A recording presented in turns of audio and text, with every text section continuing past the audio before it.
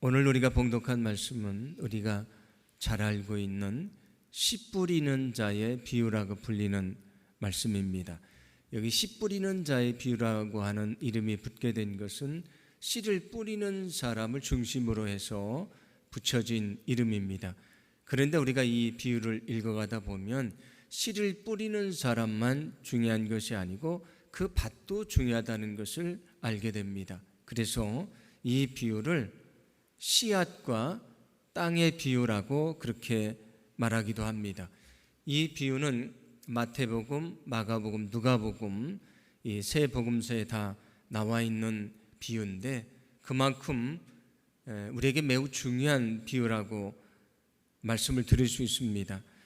오늘 말씀을 보시면 예수님께서 갈릴리 바다에 배에 올라가 계시고 사람들은 바닷가에 있으면서 예수님이 하시는 이 비유를 들었다고 말씀을 합니다. 3절부터 8절을 보시면 그 비유의 내용이 나오는데 내용은 이런 것입니다. 씨를 뿌리러 가는 사람이 가서 씨를 뿌리는데 덜어는 길가에 뿌려졌습니다. 그때에 새가 와서 그 씨앗을 먹어버렸다고 말씀을 합니다. 덜어는 흙이 아주 얕은 돌밭에 뿌려졌습니다. 그래서 뿌리가 좀 나기는 하지만 해가 떠오르니까 금방 말라버렸고 열매를 얻지 못했다고 말씀을 합니다. 그리고 덜어는 가시떨기에 뿌려졌는데 그 가시가 방해를 해서 그 씨가 자라질 못했다고 말씀을 합니다. 마지막으로 8절을 보시면 이렇게 말씀하는데 함께 봉독합니다. 덜어는 좋은 땅에 떨어짐에 자라 무성하여 결실하였으니 30배나 60배나 100배가 되었느니라 하시고. 아멘. 덜어는 좋은 땅에 떨어져서 잘 자랐고 결실을 하게 됐다. 그래서 30배, 60배, 100배의 열매를 얻게 됐다고 말씀을 합니다. 오늘 이 말씀 보시면 이렇게 많은 열매들을 얻게 됐다고 말씀을 하는데 보통 씨앗을 뿌리면 7배나 10배 정도의 열매를 맺는다고 합니다. 7배나 10배의 열매를 맺는 것이 보통인데 여기 30배, 60배, 100배라고 하니까 얼마나 큰 열매를 맺게 됐는지를 우리가 알게 됩니다. 그런데 이 말씀을 읽으면서 우리가 하나 질문을 던져보게 됩니다. 만약에 씨를 뿌리려면 좋은 땅에 뿌리면 되지 않겠습니까? 그런데 왜 씨 뿌리는 사람이 길가나 또는 돌짝밭이나 또는 가시떨기에 씨를 뿌렸던 것인가? 그런 질문을 하게 됩니다. 그런데 그 당시 팔레스틴에서 하던 농사법을 우리가 알면 오늘 이 말씀을 이해를 할 수가 있습니다. 팔레스틴은 4월부터 9월까지 그러니까 6개월입니다. 6개월 동안은 거의 비가 오지 않습니다. 땅이 아주 척박해지는 건기를 지나게 됩니다. 그리고 9월 말이나 10월 초가 되면 그때 비가 오는데 그제서야 밀과 보리를 뿌리게 됩니다. 그리고 이제 그절 재배를 하기 시작을 하는데 아까 그 건기가 6개월이라고 말씀을 드렸습니다. 지금처럼 시골에 가면 논이나 밭이 다 정비가 잘 되어 있습니다만 옛날엔 그렇지 않았습니다.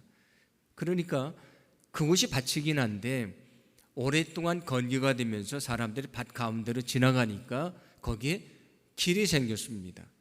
그리고 오랫동안 방치되다 보니까 가시떨기가 자라기도 하고요.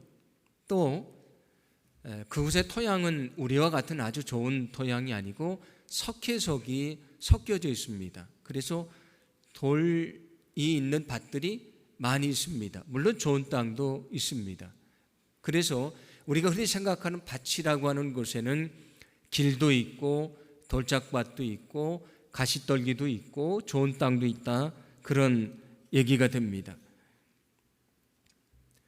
우리나라 사람들은 이렇게 밭을 간 다음에 씨를 뿌리는데 이 팔레스틴 사람들은 그 당시에 어떻게 농사를 졌냐면 아까 말씀드린 대로 그곳이 밭이라면 다 씨를 먼저 뿌린 다음에 밭을 갈아엎어서 농사를 졌습니다.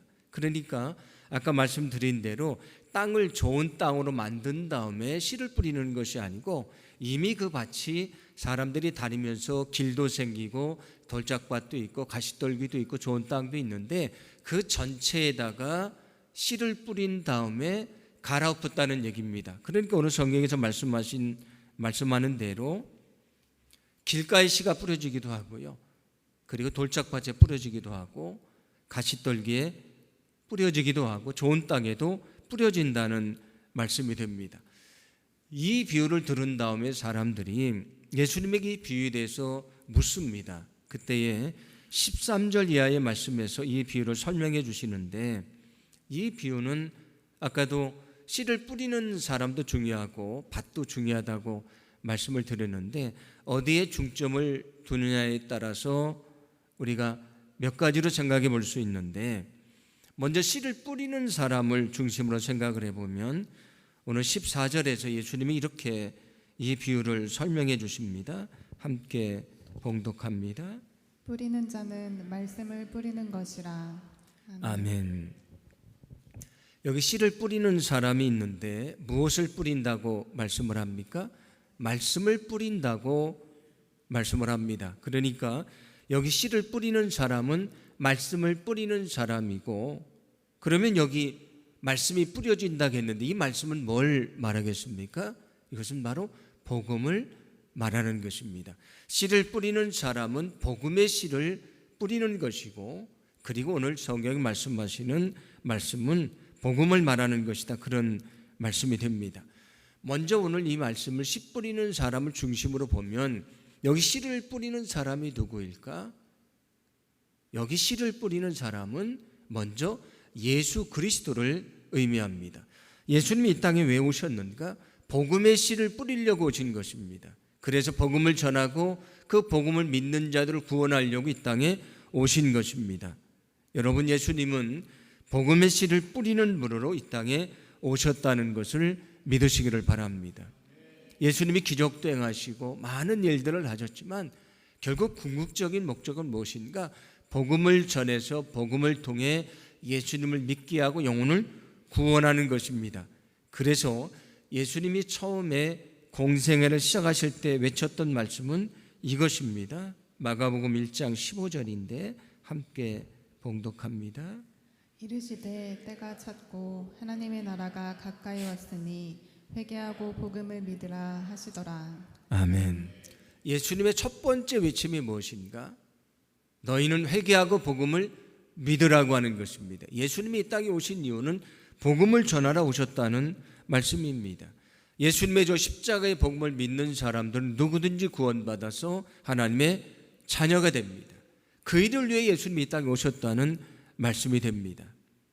그런데 사람들이 보기에 예수님의 그 사역은 어떻게 보이는가? 실패한 것처럼 보였습니다. 왜냐하면 예수님이 사람들에게 모함을 받으시고 그리고 고난을 받으십니다. 그리고 수많은 사람들이 예수님을 따르다가요, 예수님이 고난을 받으니까 사람들이 떠나가기 시작을 합니다. 그때 예수님께서 제자들에게 이런 말씀을 하신 적이 있습니다. 너희들도 가려느냐? 수만 명이 예수님을 따랐는데 예수님이 고난받기 시작하니까 사람들이 예수님을 버리고 떠나가기 시작을 합니다. 그것만이 아닙니다. 예수님의 12명의 제자들도 예수님을 버리고 도망을 갔습니다. 그리고 예수님이 십자가에 달려 죽으셨습니다. 예수님이 열심히 사역을 했는데 열매가 없습니다.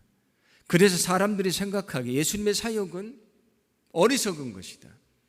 그것은 길가에 씨를 뿌린 것과도 같고 돌짝밭에 씨를 뿌린 것과도 같고 가시떨기에 씨를 뿌린 것과도 같은 것이다. 아무 열매도 없는 어리석은 것이라고 생각을 합니다. 예수님의 사역은 실패했다고 생각을 했습니다. 열매가 없다고 생각을 했습니다. 그런데 어떻게 됐습니까? 십자가 달려 죽으신 예수님은 다시 살아나십니다. 그리고 예수님이 결국은 승리자였다는 것을 보여주셨다고 성경은 말씀해 줍니다. 그리고 예수님이 전하셨던 그 복음이 구원의 능력인 것을 보여주십니다. 그래서 세상 사람들이 보기에 예수님은 실패자처럼 보였지만 실패자가 아니라는 것입니다. 결국은 마지막에 예수님의 승리자가 되셨고 그 사역에 열매가 있었다는 것을 말씀해 줍니다. 로마서 1장 16절은 그래서 이렇게 말씀을 합니다. 함께 봉독합니다. 내가 복음을 부끄러워하지 아니하노니 이 복음은 모든 믿는 자에게 구원을 주시는 하나님의 능력이 됨이라. 아멘. 복음을 전하는 예수님의 사역은 실패자처럼 보였지만 실패가 아니라는 것입니다. 예수님이 다시 살아나셨고 예수님을 믿을 때에 그 복음을 믿을 때에 구원의 능력이 있다는 것을 말씀해 주고 있습니다. 예수님이 이 땅에 왜 오셨는가? 복음을 전하러 오신 것입니다. 복음의 씨를 뿌리러 오신 것입니다. 누구든지 예수님을 믿을 때에 그가 죄의 사함을 받게 되고요, 그 영혼이 구원받는 거룩한 역사가 있게 될 줄로 믿습니다. 주님이 이 땅에 복음을 전하시려고 복음의 씨를 뿌리려 오셨다는 사실을 기억하고 늘 그 구원의 은혜에 감격하고 우리가 믿음 안에 살아가기를 간절히 소망합니다. 씨를 뿌리는 사람으로 다시 우리가 생각해 보면 여기 또 씨를 뿌리는 사람들은 누구를 말하는 것인가? 예수님이 승천하시면서 이런 말씀을 들려주시는데 사도행전 1장 8절입니다. 함께 봉독합니다. 오직 성령이 너희에게 임하시면 너희가 권능을 받고 예루살렘과 온 유대와 사마리아와 땅끝까지 이르러 내 증인이 되리라 하시니라. 아멘. 너희는 예루살렘과 유대와 사마리아와 땅끝까지 이르러 내 증인이 되라. 이 복음을 전하는 자가 되어야 된다고 말씀을 합니다. 여기 씨 뿌리는 사람을 중심으로 생각해서 두 번째, 여기 씨 뿌리는 사람을 누구로 볼 수 있는가? 우리 자신이라고 볼 수 있습니다. 예수님은 이 땅에 복음의 씨를 뿌리러 오신 것만이 아니고 우리에게도 복음의 씨를 뿌리는 사명을 주셨다는 것입니다. 여러분, 우리도 복음의 씨를 뿌리는 자로 부름받았음을 믿으시기를 바랍니다. 그게 우리를 부르신 목적이고 우리에게 주어진 사명입니다. 그래서 우리는 이 일을 위해 애쓰며 살아가야 되는데 디모데후서 4장 5절은 이렇게 말씀을 합니다. 함께 봉독합니다. 그러나 그대는 모든 일에 정신을 차려서 고난을 참으며 전도자의 일을 하며 그대의 직무를 완수하십시오. 아멘. 아멘. 여러분은 정신을 차리십시오. 영적으로 깨어 있으십시오. 그리고 복음의 일을 위해 헌신하는 것 힘들고 어렵지만 그 고난을 참으십시오. 그리고 전도자의 일을 다 하십시오. 끝까지 포기하지 말고 그 사명을 완수하십시오. 그런 말씀이 됩니다. 우리가 뒤에서 말씀을 나눌 것이긴 한데 여기 씨를 뿌리는 사람도 중요하고 밭도 중요하다고 말씀을 드렸는데 여기 밭은 말씀을 듣는 사람들이나 또는 그들의 마음이라고 우리가 생각을 할 수가 있습니다. 오늘 이 말씀을 또 누구를 위해 들려주시는 말씀이냐면 초대교회에 복음을 전하는 사람들에게 주시는 말씀입니다. 자, 그들이 나가서 열심히 복음을 전합니다. 그런데 복음을 전할 때마다 구원의 역사가 있는 것이 아닙니다. 아무리 애를 쓰는데 열매가 없습니다. 마치 내가 하는 일이 길가에 씨를 뿌리는 것과도 같고요, 돌밭에 뿌리는 것과도 같고 가시떨기에 뿌리는 것과도 같습니다. 열매가 없습니다. 그래서 그 사명에 대해서 포기하고 싶고 멈추고 싶은 마음이 들고 있는데 그들을 향해서 주시는 말씀입니다. 너희가 지금 씨를 뿌리는데 길가에 떨어지고 돌밭에 떨어지고 가시떨기에 떨어지고 열매가 없는 것 같지만 그렇지 않다는 것입니다. 너희가 열심으로 복음을 전하면 좋은 땅과도 같은 마음이 열려진 자를 만나게 될 것이라 그런 말씀입니다. 그리고 또 하나 무엇을 말하냐면 지금 그들의 마음이 길가와도 같고 돌밭과도 같고 가시떨기처럼 닫혀 있지만 너희가 끊임없이 복음을 전할 때에 그들의 마음이 변하게 될 것이다. 성령이 그들의 마음을 변화시켜 줄 것이다. 그래서 그들의 마음이 옥토와도 같게 될 것이다.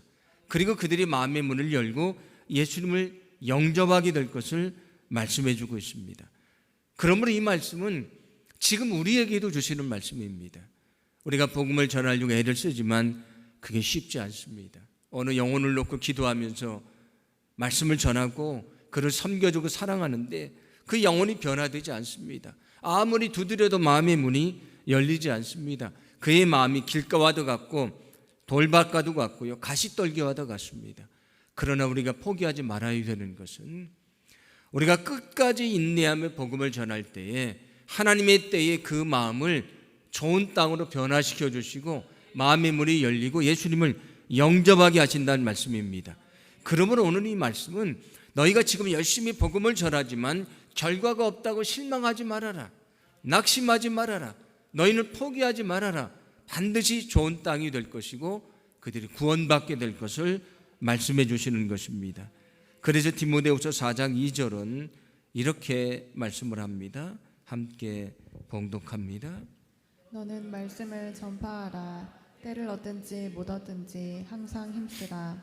범사의 오래 참음과 가르침으로 경책하며 경계하며 권하라. 아멘. 그래서 오늘 성경이 말씀합니다. 너희는 말씀을 전파하라. 때를 얻든지 못 얻든지 항상 힘쓰라. 너희가 해야 될 그 일을 포기하지 말아라. 낙심하지 말아라. 멈추지 말아라. 반드시 거기에 열매가 있다는 것을 말씀해 주고 있습니다. 우리가 때로는 복음을 전하는 것을 주저할 때도 있고 열심히 노력을 하지만 결과가 없어서 실망할 때도 있습니다. 그러나 우리가 포기하지 말아야 되고 실망하지 말아야 됩니다. 지금은 그들의 마음이 길가와도 같고 가시떨기와도 같고 돌짝밭도 같지만 우리가 믿음으로 기도하고 애를 쓸 때에 그들의 마음이 좋은 땅으로 변화될 것이고 그들의 마음의 문이 열리고 예수를 영접하는 놀라운 구원의 역사가 있게 될 줄로 믿습니다. 끝까지 전도자의 사명을 포기하지 않고 주님이 우리를 부르신 그 뜻을 위해서 우리가 애쓰며 수고하며 또 믿음 안에 살기를 간절히 소망합니다. 오늘 이 비유는 씨를 뿌리는 사람을 중심으로도 생각할 수 있고 밭을 중심으로도 생각할 수 있다고 말씀을 드렸습니다. 여기 밭을 중심으로 본다면 앞에서 말씀드렸던 대로 이 밭은 그 말씀을 듣는 사람들 또는 그들의 마음이라고 볼 수가 있습니다. 어떤 사람의 마음은 길가와도 같습니다. 말씀을 듣는데 말씀에 무관심합니다. 그래서 사탄이 방해를 해서 그 말씀이 그 안에서 열매를 맺지 못한다. 그런 말씀을 들려줍니다. 어떤 사람은 마음이 돌밭과 같습니다. 말씀을 듣기도 하고요, 깨닫기도 합니다.